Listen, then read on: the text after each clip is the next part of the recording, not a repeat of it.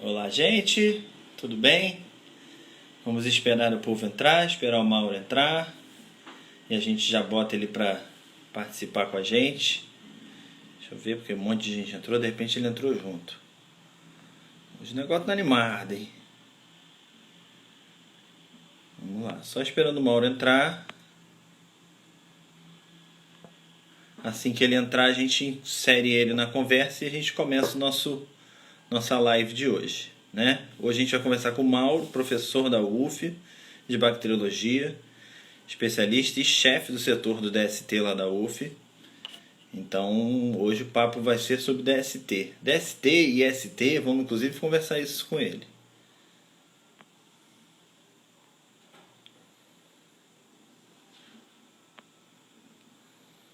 Só estamos aguardando o Mauro entrar.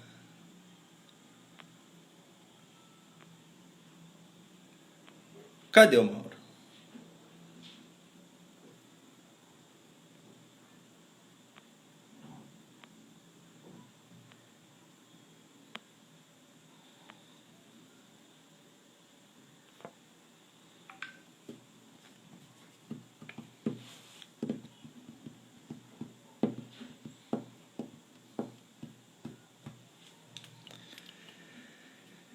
Povo animado, já estamos em 23 e o Mauro nem chegou ainda. Cadê o Mauro? Doutor Mauro, cadê você, doutor Mauro?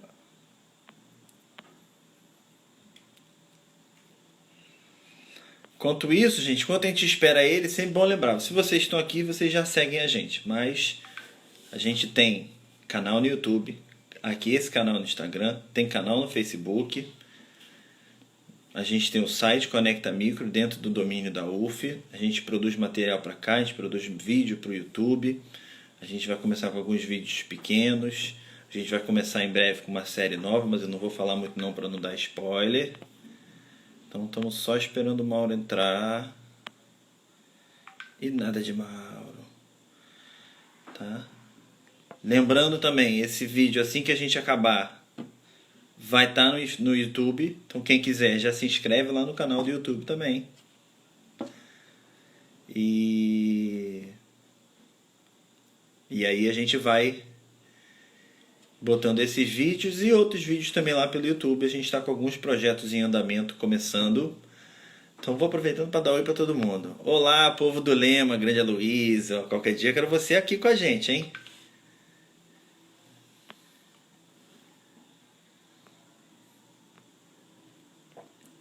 Um monte de gente aqui entrando aqui.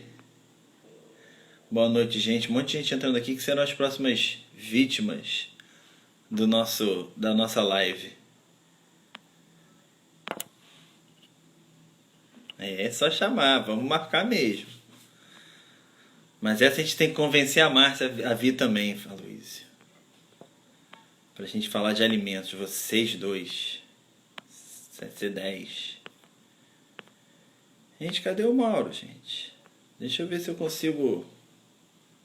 Deixa eu ver se eu consigo falar com ele aqui. Já estamos te esperando.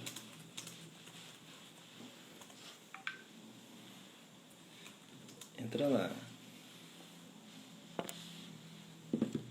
Oi, ele entrou. Vamos já chamar a nossa estrela da noite. Olha ele lá.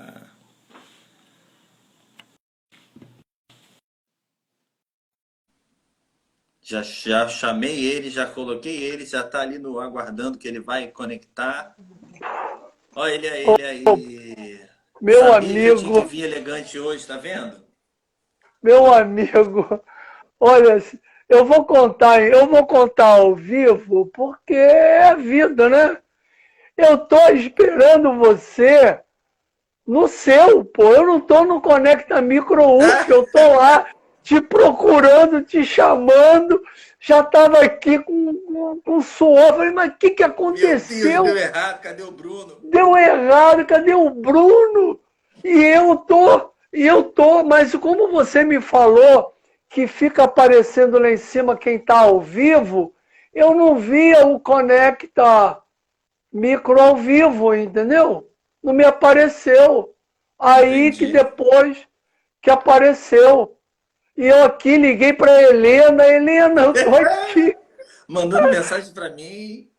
Botei perfume, olha só, cara, botei perfume, camisinha e tudo aqui, porra. Sensacional, viu? Ó, eu tive que vir bonito também, ó. Sabia que meu Ah, convidado vinha bonito bacana, hoje, ó. bacana, bacana. Vamos aqui tentar, né? Vamos aqui É, vamos tentar, né? conversar. Vamos E aí, tudo conversar. bem? Tudo bem. Eu acho que Bom, então vou começar com o é. nosso do nosso jeito tradicional, pedindo uma introdução sua do que a gente vai falar hoje. Então, cara, eu sou Mauro Romero Léo Passo, eu sou um médico tradicional, com especialização e mestrado em ginecologia e doutorado em ciências, que há muito tempo, embora eu tenha sido um clássico ginecologista, eu durante muito tempo, a minha vida toda foi pela microbiologia. Eu fui monitor do professor Milton Madruga, uma pena que provavelmente você não conheceu, mas eu Nesse fui não. monitor do Milton Madruga, do Bernardino Alves de Souza Bernardino eu Neto. conheci. Então eu acabei fazendo um concurso para ali, para bacteriologia, porque eu venho da microbiologia como monitor, e aí entrei como professor da bacteriologia e fizemos, né, todo esse trabalho no DST, fundamos o DST, a UF como um todo, sempre dando um apoio total, e nós montamos, dentro do Instituto Biomédico, no Departamento de Microbiologia e Parasitologia, um serviço médico, que é um serviço de doenças sexualmente transmissíveis, funciona até hoje. Então, essa é a minha trajetória, lidando por essa parte, né? Fiz doutorado em microbiologia com o professor Raimundo Diogo Machado, que faleceu recentemente, o professor Raimundo Diogo Machado, do Instituto de Microbiologia da UFRJ, no qual eu passei um pequeno tempo lá. E aí a gente vai falar, né? O grande foco também da minha vida, eu tenho outros, sou escritor de livros infantis, escritor de livros tecnicamente meio complicado de falar, livros não tão sérios assim, que um dia eu vou apresentá-los mais, de livros científicos, e né, aproveitar. Eu acho que tem muito a ver essa pandemia do vírus, do SARS-CoV-2, né, com o que a gente pode passar de atendimento de DST, de atenção global ao ser humano. E eu hoje, Bruno, vou até te dizer mais. Eu escrevi uma carta recente, está submetida para o The Lancet. Eu vou mais. Hoje em dia eu tenho certeza que o homem não é sozinho o centro de tudo.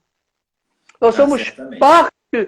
parte de um ser, parte de um contexto. One Né? Health. O que tem a ver, o que tem a ver o mercado de animais silvestres de venda livre no interior da China e nós aqui fazendo esse trabalho hoje. O que tem a ver eu, médico, né, tradicional ginecologista, trabalhando com infecções genitais, o que tudo isso tem a ver? Será que é o homem sozinho? Será que isso não está influenciando a London Wires, a Broadway, a Praia de Copacabana, a Pipeline, para quem gosta de pegar onda? Então, é uma satisfação muito grande estar podendo servir, né, a nossa ciência, servir ao nosso trabalho, à nossa universidade, e recebendo esse convite de vocês, essa generosidade e a confiança para a gente bater um papo. Dificilmente nós vamos esgotar, tem muito assunto para falar, tem muitas Oh, variantes, e a gente vai falar, né, sem querer ser o dono de toda a verdade, mas vamos colocar o que a gente pensa aqui. tá ótimo. Então eu já vou começar com uma pergunta que muita gente fez quando a gente lançou o cartaz. Muita gente já perguntou pra gente: ué, DST ou IST? Ah, caramba. Eu, na verdade, venho de um termo mais precoce, que era chamada doenças venéreas, deusa do amor. Eu venho dessa coisa, e aí ficou meio que feio, né? Ficou meio que feio, doença venérea. Doença significa sinais e sintomas, né? Sintomas, estou com dor, tive febre, manchou aqui, isso é um sintoma que você fala. E um sinal é aquilo que eu vejo, doutor, quando eu tenho relação a uma mulher, quando eu tenho relação, dói no meu baixo ventre, dói na minha barriga. Dificilmente eu vou ver essa dor dela. Então é um sintoma. Sinal é quando eu faço um toque vaginal e coloco o dedo no fundo vaginal e sinto ela tremer de dor. Mesmo assim, né? Ou vejo um corrimento uretral, eu vejo uma ferida genital. Então, sinais e sintomas, doenças. A gente viu que muitas das vezes o indivíduo não está com sinais e sintomas clássicos e nós chamamos de infecção. Você está com uma infecção respiratória, você está com uma infecção sexualmente transmissível. Eu, às vezes, vejo a clamídia, que é uma bactéria que causa um corrimento uretral e até também uma lesão no colo do útero da mulher, lá no fundo da vagina, eu, às vezes, não vejo. E ela pode infectar. Muitas das vezes o indivíduo com HIV, vamos pegar o indivíduo com HIV, hoje tranquilo, entre nós, no plaza, entre nós no supermercado, entre nós dentro do biomédico. Ele não tem sinal e sintoma, mas o sangue dele pode ter o HIV, o sêmen dele pode ter HIV, então ele tem uma infecção sexualmente transmissível. Isso tudo também tem a ver, eu acho muito bacana. Muito obrigado por essa pergunta. Parece até que a gente combinou. Por quê? Porque muitas das vezes você não dá valor à doença venérea. Quem dá valor à doença venérea? É raro. Se a gente falar hoje, sabe quantos casos de sífilis existe no Brasil por ano? 250 mil casos de sífilis. Então é um número muito grande. Veja o número de Covid aí. Bem verdade que nós não vamos estar aqui para comparar a doença de um ou de outro. Não é essa a situação. É para gente sinalizar a fome que tem no Brasil, a desnutrição que nós temos. Então, às vezes para você, Bruno, amigos que estão aí vendo, para diminuir aquela coisa pesada no nome, doutor, o que eu tenho? O senhor tem uma doença venérea. Pô, é muito pesado. Doutor, o que o senhor tem? Uma doença sexualmente transmissível. É um sinal e sintoma. Doutor, eu estou aqui, o senhor me fez um exame do meu colo do útero, mandou para microbiologia, fez o exame, deu HPV, eu tenho HPV. Eu estou doente, doutor? O senhor está com uma infecção sexualmente transmissível. Então, o nome infecção, ele pode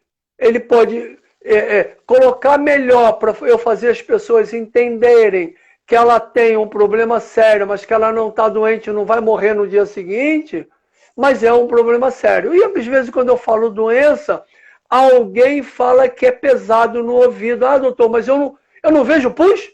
Eu estou me sentindo mal. Eu não estou me sentindo mal. Então, nessa da gente adequar o tema, adequar o politicamente correto, o cientificamente correto, tudo bem, eu aceito, porém, um dos maiores jornais científicos, que é o STD, o Sexually Transmitted Disease, continua sendo jornal de doenças sexualmente transmissíveis. O CDC americano e não continua com disease. E agora, existe uma diferença. Eles mantêm o disease, mas tem o discurso, tem o trabalho de infection. Percebe o que eu estou falando? Então, quer dizer, hoje, se você for hoje em Lisboa, Se você for hoje em Madrid, você vai encontrar um ambulatório escrito Ambulatório de Doenças Venéreas. E ninguém deixa de entrar. O nosso serviço na UF, que é um dos mais tradicionais do Brasil, tem uma placa no início do Valonguinho, setor de doenças sexualmente transmissíveis. E vai colega, vai amigo, vai médico, vai professor, vai deputado lá, e a gente discute, vê, pede um exame e tem um atendimento que não é aquele atendimento pesado de doença venérea, de puta, de prostituição, de você sai com todo mundo. Esse que é o discurso diferente. Entendi, perfeito. E aí, diante dessa pandemia, qual a importância da gente continuar debatendo doença sexualmente transmissível? Fiquei sabendo até que você fez uma pesquisa para trazer para a gente hoje.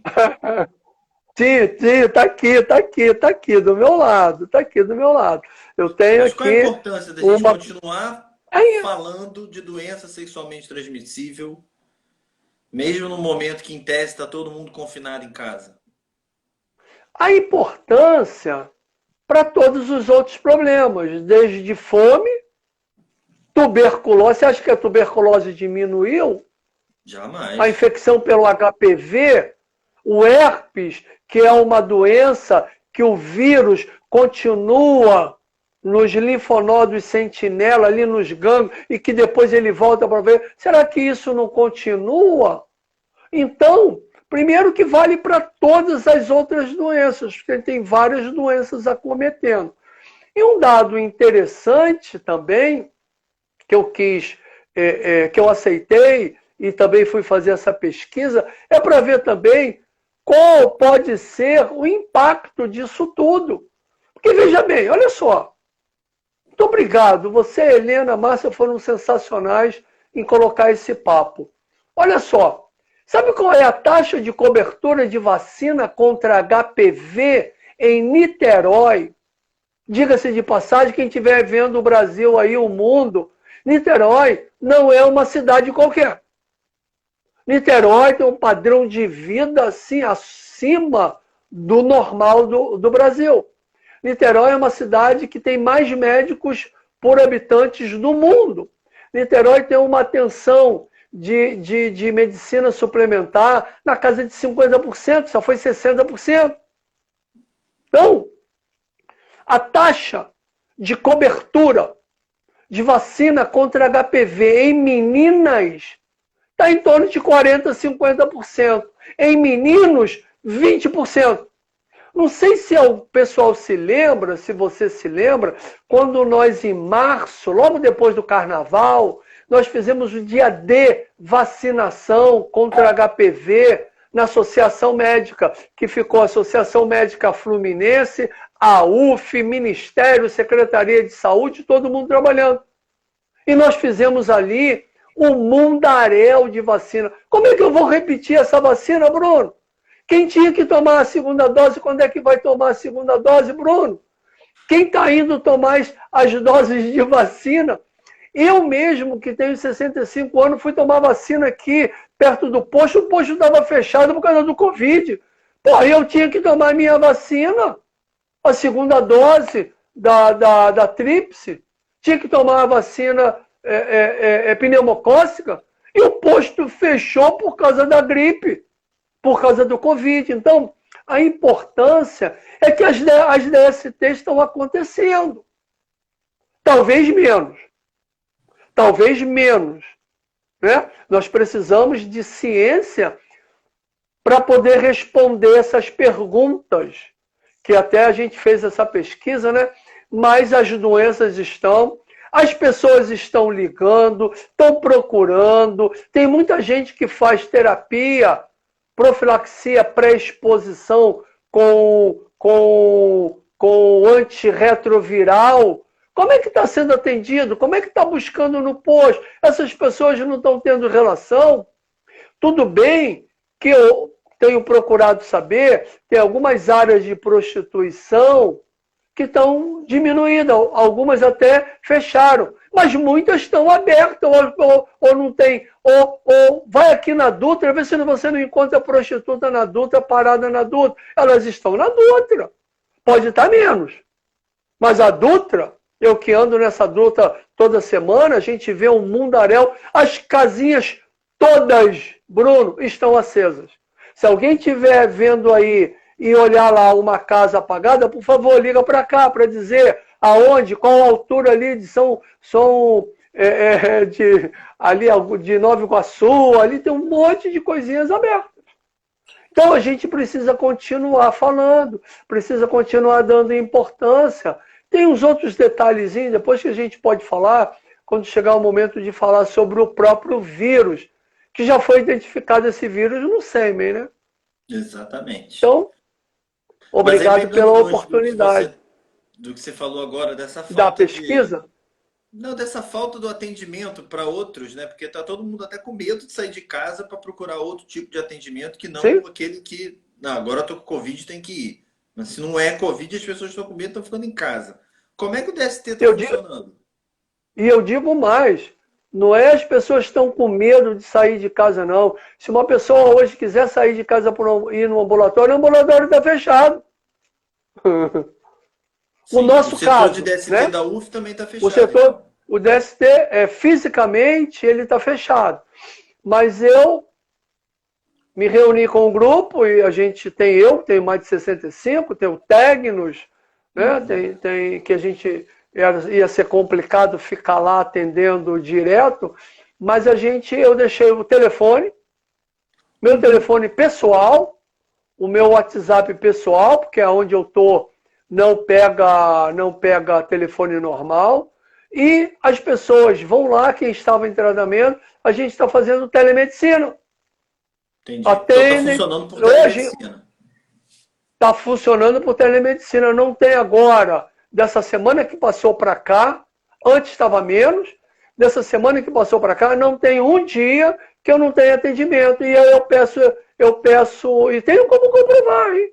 Eu peço foto, as pessoas mandam foto, eu falo, tira outra menor e tal, vai ali, e procura assim, procura assim. Né? Mando, faço. Não pode perder esse celular não, hein? Não tem problema, porque eu peço para tirar a lesão, no qual não vai saber se é de A ou de B, se é de uma menina A ou se é de uma mulher B, porque é da lesão, entendeu? Uhum. E aí, já fiz até contato com o laboratório, e foi no laboratório, a nossa enfermeira de lá, nossa técnica, nossa enfermeira, ao mesmo tempo, a Aline já foi lá, abriu, para fazer um teste rápido de um paciente que estava com medo de um período de incubação, que teve um caso e ficou muito preocupado, ligou, e eu falei, vai lá, abre, pedi para que ela ficasse o tempo todo com o celular aberto, filmando, para que eu tivesse ali. Fizemos o exame, deu tudo bem, resolvemos ali. Já teve gente que eu prescrevi aqui, fotografei e enviei para ele comprar remédio, às vezes antibiótico, porque se eu passo um remédio para o HPV, passo um imiquimod, por exemplo, ele pode ir na farmácia, não tem controle. Ou então manda ele voltar com o antibiótico que ele tinha, não tem problema. Mas às vezes eu tenho que receitar. Então a gente está fazendo. Agora, não é a mesma coisa, né? Muita gente que está com uma gonorreia, que está com pus, às vezes não dá tempo de ir lá. Eu voltei lá, conversei de novo, teve um outro dia, eu desci durante a semana, conversei de novo, foi até legal, hein? Digo de público, foi logo no início. Cheguei lá, nós não tínhamos nenhum guarda com máscara, eu saí dando máscara para todo mundo. Fui lá em cima e instruí todo mundo, de novo mostrei o telefone, estava pregadinho lá, então o setor está funcionando assim. Que bom. No meu telefone pessoal, por Zap. E entendi. No início era pouco, era um por semana. Agora não, agora eu estou respondendo todo dia. Isso não me faz mal nenhum, pelo contrário, eu me sinto muito, muito feliz por isso. E a hora que eu não puder resolver, eu vou deixar claro ali para ele. Claro, eu faço todos os cuidados para amanhã não cair numa pegadinha, num problema, né? Entendi. Fora o DST lá, tem algum outro lugar funcionando? Alguma instituição de referência de DST no Rio? Que eu conheça, assim como o nosso, não. A não ser nos postos. Eu não estou em Niterói, eu estou aqui em Piraí, estou num lugar reservado, no Hotel Fazenda, da família, da mulher. Eu não sei se o posto lá, se os postos estão abertos. Que eu sei de DST, com o nome de DST, não. Agora, as maternidades estão. Se for uma mulher grávida, ela vai na maternidade e o colega médico vai atender. Se for numa emergência, ele vai atender. Ou seja, vai voltar, Bruno, naquele tempo que você não conhecia, que o pessoal ia. E eu vi muito, Bruno. Vi muito, Bruno. Na emergência da UAP, gente com gonorreia pingando no corredor. Botava o pênis para fora e o pus caía. Às vezes ia às 11 horas da noite. E o colega falava, ah, como assim, meu amigo? Você com uma gonorreia vindo aqui às 11h30 da noite. Ele falou, doutor, é a hora que eu saí do meu trabalho, pô. Ou eu vim aqui ou eu não ia. Ou então para tomar com sífilis, benzetacil, né? Penicilina, benzatina. Tudo isso era feito no pronto-socorro, no Antônio Pedro. Vi muito, aprendi muito. Como é que você está vendo nesse momento? O que você espera? Você acha que vai ter um aumento dos casos de DST ou uma diminuição dos casos de DST? Até para já te dar o gancho para você falar um pouco da pesquisa que você mandou. Da pesquisa, né? Olha, eu, assim, posso falar no cheiro. Preciso complementar esses dados. Eu abri, na verdade, ontem. Vi hoje o finalzinho dela. Nós estamos com 799 respostas. Olha só. Um número legal, né? Veio do Brasil inteiro, muita gente respondeu. Era totalmente anônimo.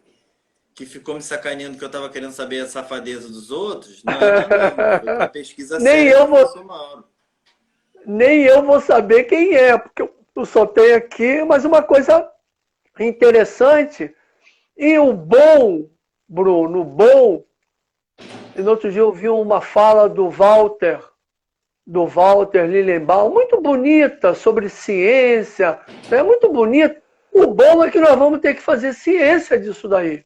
Não pode ficar no eu acho, eu tenho que pegar esse dado e tentar, então, comparar depois, quando isso acabar, mudar, pegar dado antigo, comparar. Mas esse é o dado novo agora. Eu procurei os meus amigos aqui de gineco que fazem, e todos eles falam, pô, Maurinho, você teve uma ideia boa, bacana, porque agora a gente vai poder usar algum dado, porque eu não tenho. Então, a gente viu 67%, Bruno, foram mulheres que responderam. 67, 32 homens. Na idade, com 53%, numa faixa etária de 20 a 39 anos. Então, numa faixa etária, muito entre aspas, né? Bem ali, no auge da sexualidade, da atividade sexual. Acima de 60, 10%. Não que 60 anos, 65, 70 não tenha relação sexual. Isso já foi há muito tempo. Na verdade, nunca foi. Eu que trabalho com doença sexualmente transmissível, atendo gente de 90 anos. Então, outro dado interessante, teve sim profissionais da área de saúde e ciências biológicas. Foi 47%. Eu acho que não podia ser diferente, porque o nosso nível de relacionamento é muito desse. Talvez se fosse numa pesquisa lançada pela Datafolha, pelo Globo, pelo Estadão, ele poderia ter uma amplitude maior. Nós não, nós começamos ali, os meus nichos. Mas uma coisa bacana, 24% estudantes, 12% de ciências humanas, 4% de ciências exatas, aposentado professor. Então, tem um leque legal, quase a metade saúde. Outro dado interessante da pesquisa foi o seguinte: considerando a sua atividade de trabalho ou a sua atividade de estudo, sem sair de casa, 24%. Desses 800, 24% está dizendo para mim aqui, olha, né, 185, não sair de casa. Saindo minimamente, mas não para trabalhar, 40%. Então eu tenho gente saindo minimamente 40%, com mais 24% sem sair de casa. Tem um grupo aqui, 14%, saindo com frequência para trabalhar em hospitais que atendem pessoas com suspeita ou com Covid, 14%. E saindo com frequência para trabalhar em saúde, laboratório, farmácia, mas não direto com suspeita, nem direto com Covid, dando em torno de 16%. Então, né, você vê que tem um número grande que está em casa. Somente em relação a abril, como foi a quantidade de relações sexuais? 38% falou para mim, não tive relação sexual. Eu preciso agora ter um dado, o ideal, por isso que ciência vale a pena, por isso que aquela fala do Walter e de nós que fazemos ciência vale a pena, é de documentar. Eu deveria ter essa pesquisa em outubro do ano passado, eu podia comparar melhor, né? Comparar. Mas eu não... agora eu vou ter que sair pesquisando, mas 0. Uma única relação, 7. E mais de 2 a 3, 20. De 4 a 5, 15. E mais do que 6, 19. Então, teve um volume grande, né? A maioria teve relação sexual. Um pouco mais da metade teve mais do que uma. Agora, quase 40%, Bruno, não teve relação sexual. Então, eu fiz uma outra pergunta em relação a janeiro e fevereiro. Então, janeiro e fevereiro, a gente já tinha Covid no mundo, tá certo? A gente já ouvia. Eu mesmo já tinha escrito em janeiro sobre Covid. Né? Eu escrevi sobre Covid e mulher. Covid e mulher e gravidez.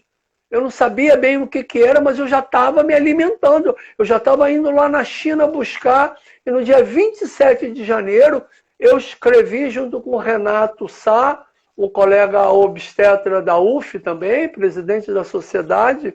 Nós escrevemos, está aí gravado, eu tenho isso lá, a nossa preocupação. Mas ainda não era, estava ainda carnaval, ainda não tinha batido na Europa, sério, ainda não tinha chegado.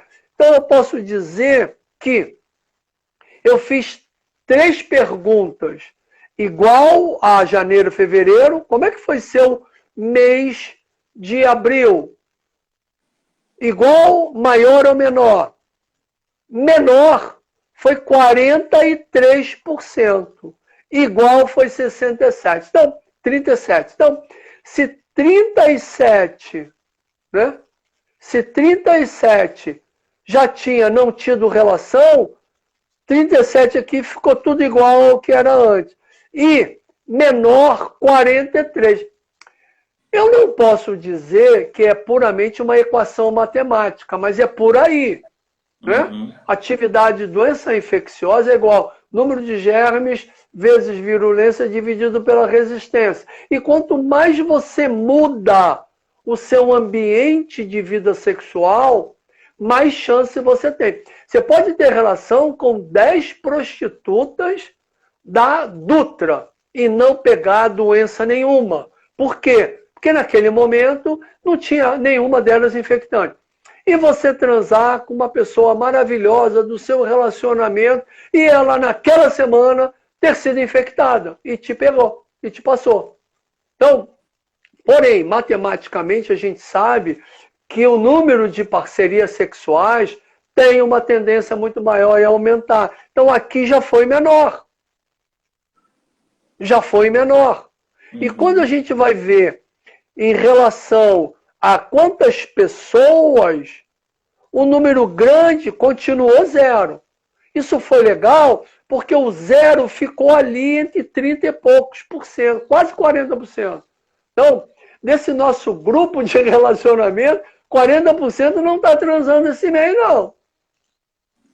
Não está transando. Estão parados, né? estão parados. Estão parados. E relação com uma única pessoa, que é um fator baixíssimo para a atividade de contrair uma DST, foi 60%. E um número muito pequeno, talvez, ou então, né, que tem uma parceria fixa. O que é solteiro, mas conseguiu confinar com uma namorada. Ou então uma namorada que resolveu ali, estava cansada também, e teve uma relação. Quer dizer, enfim, nós teríamos que ter uma pesquisa maior para poder entender mais isso daí. E eu não podia, numa pesquisa dessa na internet, ficar com 20, 30 perguntas. Eu queria um mínimo, só para poder, né? Só para poder jogar. Então, o número, por exemplo, 6 relações, teve um número aqui de 6 relações, foi uma coisa Cadê 6 relações? 3 pessoas. 3 pessoas tiveram 4 ou 5. E nenhuma teve 6 pessoas. Quer dizer, de 800 pessoas, só 3 pessoas variaram com 4 a 5 parcerias sexuais. Então, isso é um número, para nós que trabalhamos no DST ali, que tem uns dados bacanas, mas aí eu também não posso comparar aqui, porque uma pesquisa dessa não pode ser comparada com um serviço de DST. Seria um crime eu comparar, porque aí eu tô no molho, eu tô no olho do furacão e quero comparar com uma coisa lá, então não é legal, né? E um dado interessante, Bruno, para a gente fechar esse coisa aqui, é que praticamente 50% não usou preservativo. Então, quer dizer, não adianta voltar naquela sua primeira pergunta, que eu acho fantástico, é bom para a gente aproveitar e responder e fazer as pessoas entenderem, mas hoje, quem tem relação sexual e varia e tal, e não usa preservativo, qual a importância eu dar uma aula para ele de IST, DST ou doença venérea? Ele não está no circuito, né? Porque um volume muito grande não usou. E um volume usei todas as vezes só 11%, Bruno. 11%.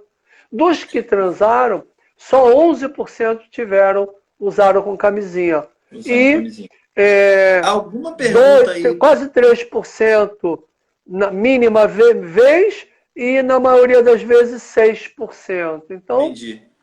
Deixa eu te... Aí, curiosidade do cientista agora. Aí tinha alguma pergunta para correlacionar quem tinha parceiro fixo e quem não tinha parceiro fixo?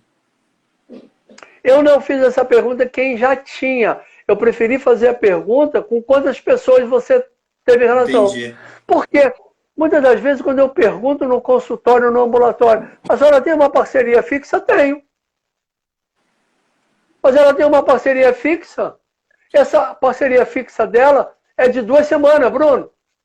Entendi. E ela tem, às vezes, ela tem fixa, mas de vez em quando... doutor, de vez em quando eu vario assim, mas só vario também com quem eu conheço. Quer dizer, para ele é como se não fosse suspeita. Então, eu prefiro verbalizar a pergunta. Até porque a pessoa responder para você que tem um parceiro fixo não significa que ela vai te responder, se ela for sincera, que ela vai te responder que só teve um. Porque ele pode ter um parceiro fixo, mas pular o muro. Pode ter um eventual. E outra coisa que eu queria também saber é se essa história do Covid, essa história do confinamento, tinha mudado o número de atividade sexual dele. Então, o volume muito grande falou que não teve. O volume grande aqui, quando eu pergunto que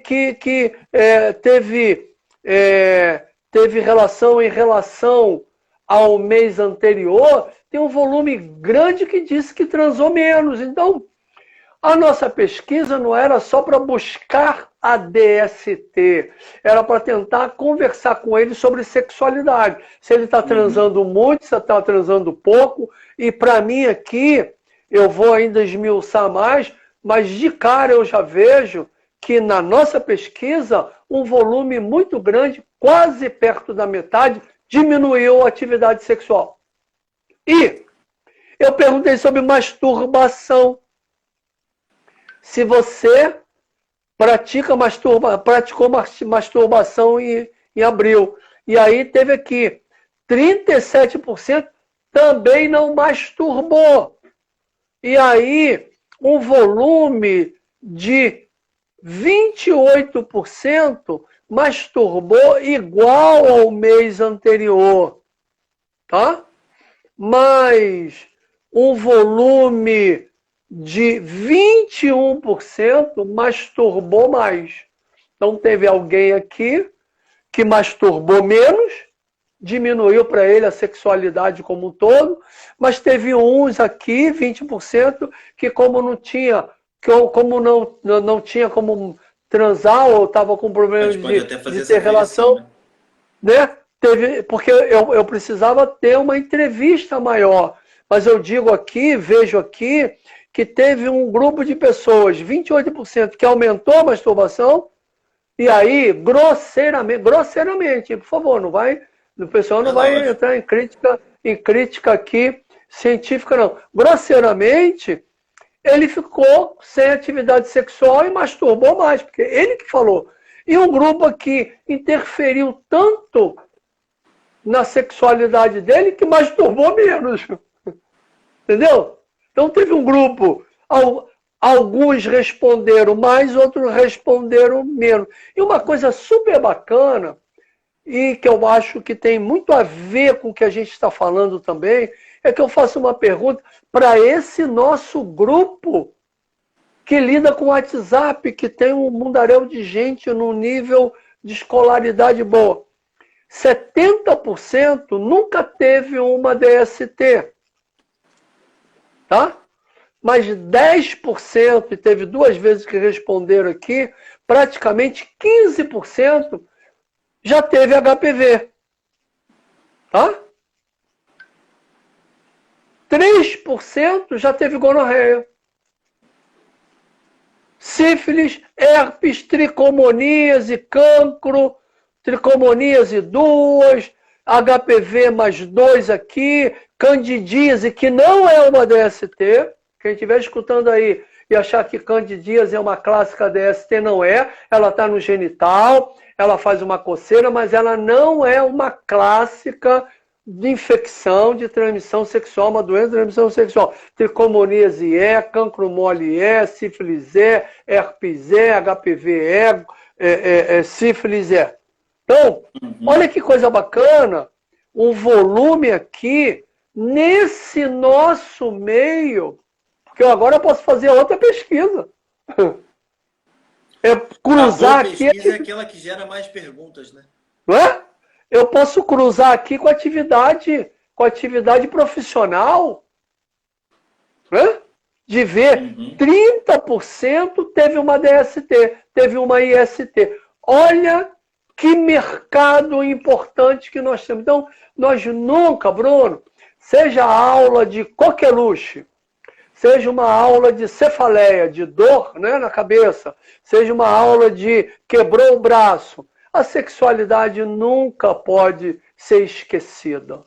A gente tem que trabalhar, porque aquele que quebrou o braço não pode, de repente, se masturbar, ele não pode acariciar, aquele que está com cefaleia não consegue ter o orgasmo, entendeu? Então, a sexualidade, o trabalho com a DST, que 30% desse nosso contingente teve, vale a pena a gente manter os serviços abertos de DST, claro.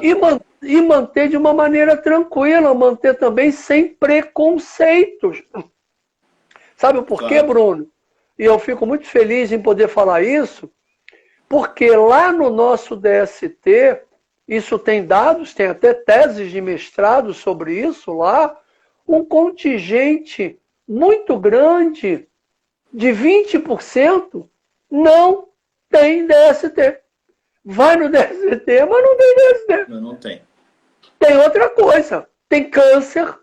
Fazemos vários diagnósticos de câncer. Tem candidíase. Tem uma esfoliação, que ele pensava que era e não era. Uma farmacodermia, que dá uma lesão. Enfim, tem uma série de outras coisas que não são DST. Então, um serviço de DST, ele não atende só DST. Ele tem que estar pronto para fazer os diagnósticos diferenciais. Fazer medicina total, né? Fazer uma medicina mais abrangente. Evidentemente, nós não vamos resolver tudo ali, porque não tem expertise para tudo. Mas a gente faz, muitas das vezes, o diagnóstico e encaminha. Mas quantas vezes a gente tira um cisto sebáceo ali que deu problema no casamento? Eu tenho vários casos. Um problema de casamento, um problema de tentativa de assassinato, porque era HPV, que era um tumor, e você vai lá, tira. Caramba! É uma doença nem infecciosa, às vezes é. Tenho, assim, N casos relatados. Entendeu? Entendi. Agora, pegando o rumo aqui, o pessoal perguntou muito quais as DSTs e ISTs que a gente tem ficado com maior preocupação atualmente. Porque a gente teve um boom, né? Eu sempre digo que a AIDS teve se é que a gente pode dizer que isso é um ponto bom, fez as pessoas começarem a se preocupar mais em se proteger. E aí agora a gente está vivendo numa geração que não pegou muito medo da AIDS, né? Sim. Porque as pessoas agora, mal ou bem, não morrem tanto. Não foi ali década de 90 que toda hora alguém morria, né? E aí hoje em dia o pessoal se protege bem menos. O que isso tem impactado para a gente? Que doenças sexualmente transmissíveis estão aparecendo aí e estão sendo as mais preocupantes no momento? Só um parênteses, que é bom que a gente diga isso, porque muitas das vezes a gente reclama muito do Brasil, do serviço de saúde, mas o serviço de atenção do HIV no Brasil foi um dos mais impactos deu no mundo. Uma das maiores. O presidente da República assinou um documento que tinha que comprar a ZT e dar para todo mundo. Foi um lero-lero, mas aquilo ali foi e garantiu e garante o tratamento até hoje. Então, a gente não pode achar que isso não tem valor. Isso tem um valor grande e talvez por isso aquela sua frase tenha diminuído. A AIDS não é tão assim, não mata tanto, porque as pessoas se curam, estão vivendo entre nós. Algumas pessoas que vivem entre nós, que a gente encontra no supermercado, no shopping, são HIV infectados. Aqui mesmo tinha HIV infectado e não teve problema de falar. Hoje em dia, tranquilo de responder. Então, teve. Eu digo o seguinte, em termos de doença, assim, muito mais fácil entre aspas, não é fácil porque se fosse fácil já tinha acabado, seria a sífilis. Porque a sífilis nós temos um diagnóstico, que conhecemos esse diagnóstico há mais de 60 anos, com o VDR, com a sorologia para sífilis, sorologia para luz, né?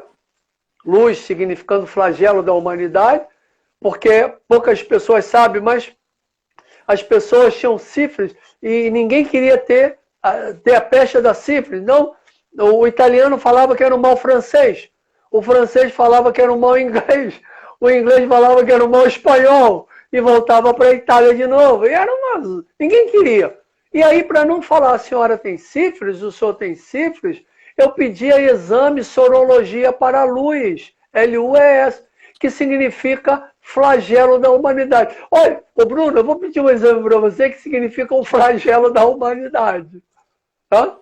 Você não sabia o que era a luz, não perguntava, porque eu tinha vergonha de botar sorologia para a sífilis. Então, o Wassermann fez isso em 1906, mas já a partir da década de 40, isso daí já estava resolvido. O Fleming descobriu a penicilina na década de 1920.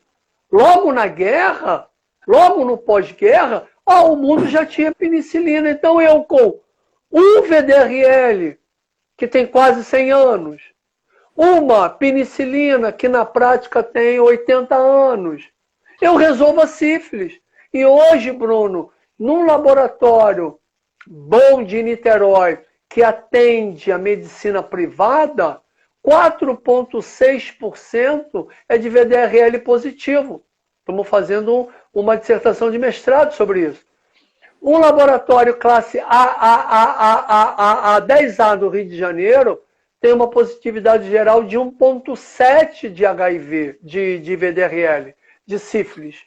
E de HIV em torno de -1, de 1, no 0,9, 8. Então, também tem o HIV aí, mas em termos de sífilis, o que me agride mais é a sífilis. É a gonorreia, no qual a gente tem antibiótico simples, fácil. É a tricomonise. Quando a gente fala de tricomonise, se o aluno não foi aluno do Otílio, não foi aluno da Cláudia lá, que ouviram falar de tricomonise, tem muito colega médico que se forma sem ter tido uma aula de tricomonise, que é um parasita que não dá grandes sintomas às vezes, que é uma DST. Porém, a mais frequente hoje é HPV, papilomavírus humano, que muitas das vezes é difícil de tratar. Hoje em dia a gente sabe que gera e leva ao câncer.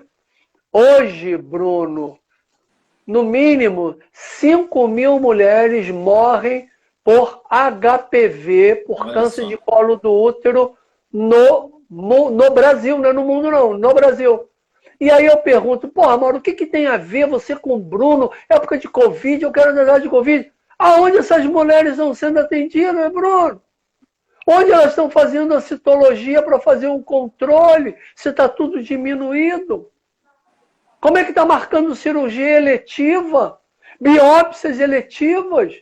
Tudo está diminuído. Tudo... Então, esse número, a tendência é aumentar. E como eu falei lá no início, se você tem uma vacina que me dá proteção e você não está tomando a vacina, o que vai acontecer o ano que vem com o HPV? Vai aumentar. Isso aí a gente não tem a menor dúvida. É verdade. Não tem a menor dúvida. E muitos estão voltando a fazer o que fazia. Estão indo na farmácia. Eu fui aqui perto, não vou dizer a cidade ainda, mas eu fui aqui perto e perguntei na farmácia no outro dia se está atendendo. Ah, doutor, a gente não pode falar, né? Mas tem sim. Mas tem sim. Ah, como é que ele está dando para vender um antibiótico sem receita? Ah, dá um jeito. Tem gente para comprar cocaína, pô, não vai ter gente para comprar um antibiótico. Uhum. Entendeu? Então... Agora, a faixa etária que a gente se preocupa com doenças sexualmente transmissíveis, que durante muito tempo se preocupava mais com os jovens. Continua? Muita gente hoje aqui, e perguntaram pra gente também. O fato é o que você chama jovem. Né? É verdade. Hoje, 60, 75 anos, nós temos, eu não estou com o número de cabeça aqui, mas nós temos, inclusive, tem uma dissertação de mestrado da Mariana, lá da Faculdade de Medicina nossa da UF, né? Que está fazendo só com pessoas acima de 60 anos. No nosso serviço de DST. E tem DST. Então, hoje nós sabemos, sempre houve, né? Essa história de ser até 20, 30 anos, não. Às vezes eu encontro até... No outro dia eu estava conversando com um colega, ele falou, Mauro, um colega bem mais novo do que eu, mais ou menos talvez da sua idade, falando assim, Mauro, eu quando era garotão na faculdade, eu só transava, só tinha relação de camisinha, cara. Era impossível eu transar, eu ter uma relação sexual sem camisinha. E do lado tinha uma outra pessoa também, do sexo feminino também. Do lado a gente estava conversando e ela balançando a cabeça, tá? E falando, eles dois não eram parceiros, não. E aí ele falou, Mauro, eu casei, tive um filho, separei. E eu me peguei, depois que eu separei, tendo relação, não com 50 pessoas, mas tendo relações com 3, 4, 5, 6, me peguei, Mauro, várias vezes sem camisinha, coisa que eu jamais fiz na faculdade. E a outra falou assim, exatamente, e eu até engravidei. Aí eu batei o olho assim, eu até tive uma gravidez assim, porque eu não usei a camisinha. Quer dizer, e quem era? Eram pessoas acima de 40 anos, que tinham usado camisinha numa parte da vida, pegou confiança, pegou entendimento, sabia com quem estava tendo relação, não era uma pessoa da vida, não era uma prostituta, que ela tem essa profissão, que é a profissão reconhecida, e não é uma profissão de hoje, é uma profissão de milênios. Quem estudar a história vai estudar as mulheres acompanhando as tropas gregas, as tropas romanas, e as mulheres atrás. Enfim, então não é nada de agora. E que não tem relação com essas pessoas. Não tem uma variedade de parceiro assim, de 5, 6, 7 por semana, não é nada assim. E se pega não usando camisinha. Então, Bruno, essa coisa de sexualidade não é tão simples quanto era para ser. Era para ser. Muito simples. Discutir sexualidade. Até porque a gente vem ao mundo nu. Cara, se você vem ao mundo nu e depois você tem vergonha do seu nu, é uma coisa complicada. Muitas das vezes a gente vê pessoas com relacionamento maravilhoso, lindo, um só tem o outro, mas só tem relação de luz apagada.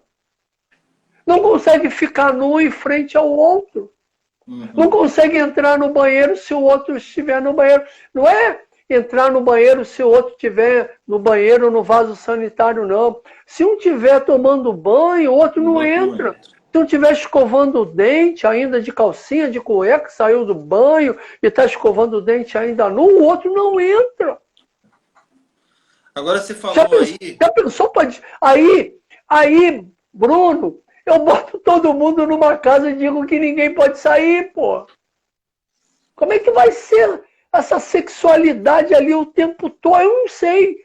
A minha vivência aqui está bem diferente, porque eu tenho um pasto, pô. Eu posso ir no curral, a casa é grande, a gente sai, tem um campo, uma grama para andar.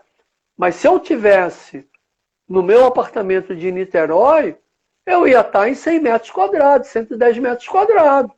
Ponto. Porque no meu prédio de Niterói teve gente com Covid, que avisaram. Você imagina você num prédio de 5 andares, só, tendo gente com Covid, você não vai nem entrar no elevador, pô. É verdade. Né? Estão até e aí, como é que vai... Alguns prédios estão com aviso, né, para evitar elevador. E aí, como é que vai ser a sua sexualidade? E aí eu pergunto também, aproveitando, como é que vai ser o seu elevador se você tem que botar a mão na porta de um em um andar às vezes? Essa porta está higienizada? Se alguém está com Covid, botou ali e ficou abrindo a porta e eu desço em seguida, o que pode acontecer? Eu nem sei se botar a mão nas portas vai ser melhor do que botar um guardanapo e apertar o dedo ali dos botões. Eu realmente... A ciência vai ter que provar isso. Com você.